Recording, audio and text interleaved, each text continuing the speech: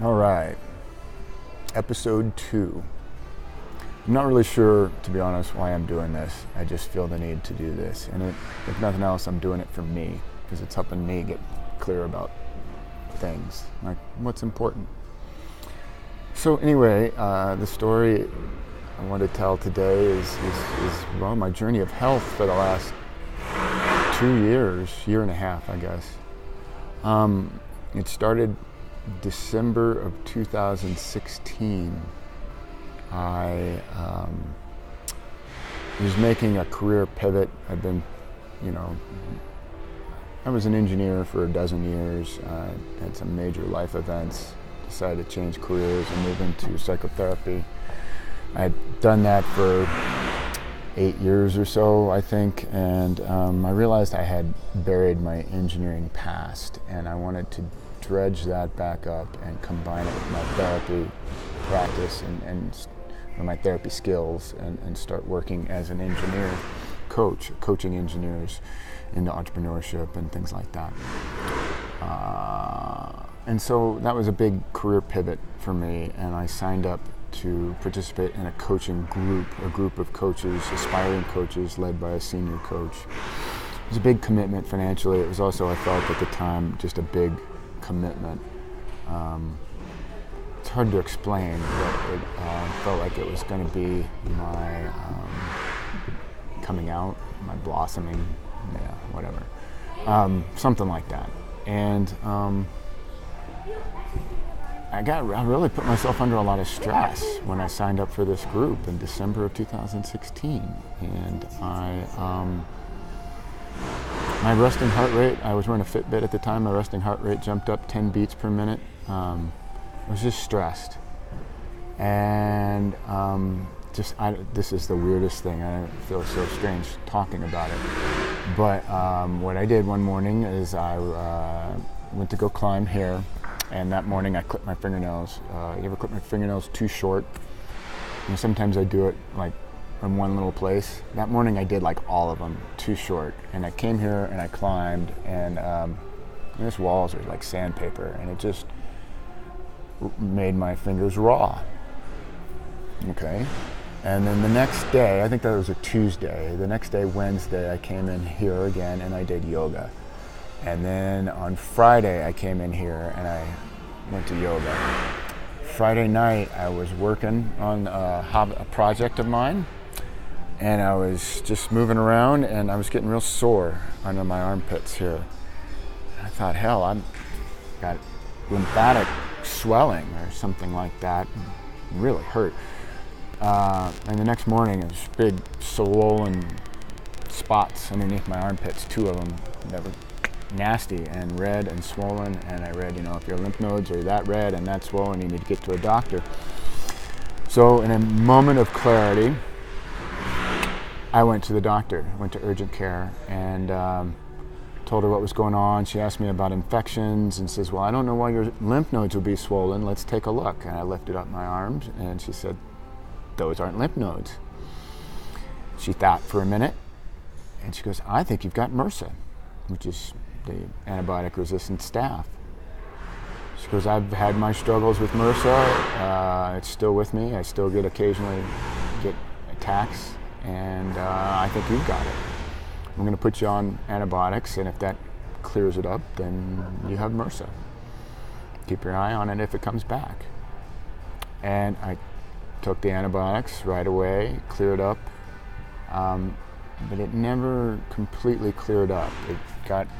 My lymphatic system never cleared it out. It was still infected, I guess. I was sore, angry, and I sought treatment.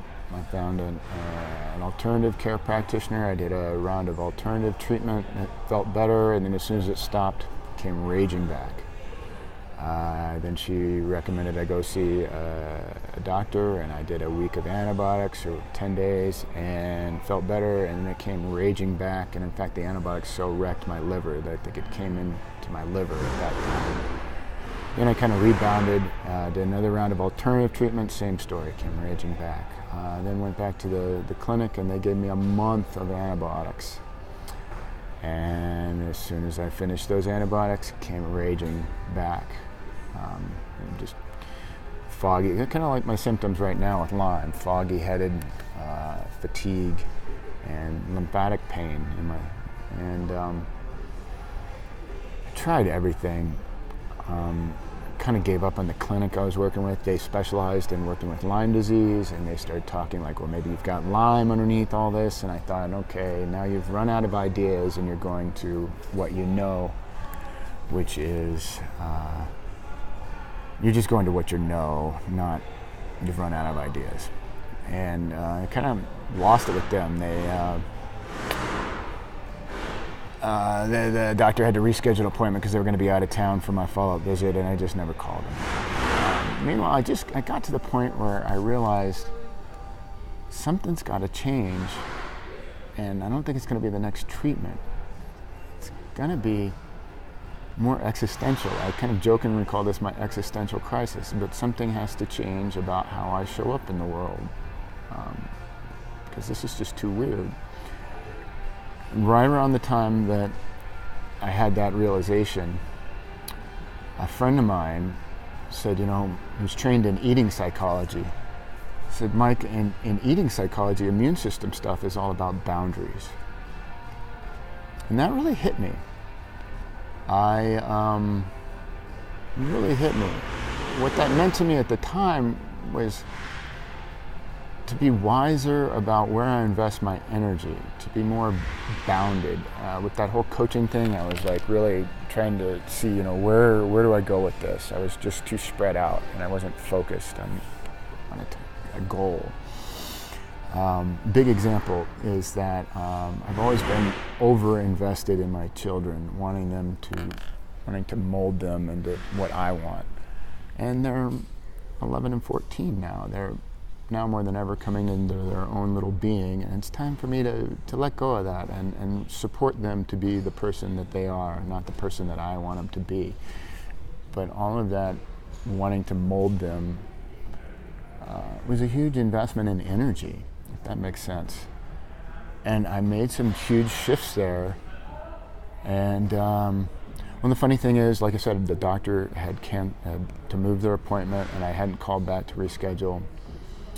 I was kind of blowing them off, and then they called me, and I never answered the phone if I don't know the number, but I did, and it was them, and they're like, we'd like to get you in there. And I thought, what the hell? And then they were like, how about tomorrow? What the hell? So I go in, and lo and behold, staph is gone. And what showed up was Lyme and friends. Talked about that yesterday. Again, the DNA tests show that indicated I've had Lyme a long time. I think I remember a single tick bite in grade school. I think I've had chronic fatigue for practically as long as I can remember. I guess that's what happened. And I've just kind of been lucky until this staph infection brought that sucker out of remission. And so anyway, here I am. Staph was a bachelor's degree in showing up differently. Lyme is kind of a PhD. I'm going to talk about my treatment, I think, on the next blog. But I'm having to do a lot of self-care. I'm really having to get tight with boundaries because my immune system stuff is up for me again. Intentional, conscious living. Which cutting things out of my life that aren't of value, bringing more things in that are of value. I think it's always a good idea, but it's more critical for me than ever now. Stress management. I'm going to say it right now. I think I need to start a meditation practice again. I haven't been meditating regularly in a long time. I think that would really help with stress. Anyway, going to sign off for now. Thanks for watching if you made it this far. Again, I don't really know what the hell I'm doing with this, but I'm kind of having fun, and I'm doing it for me, and getting clear about what's important to me. And maybe it's not all the diet books I've read and regurgitating all that, but talking about intentional, conscious living, stress management,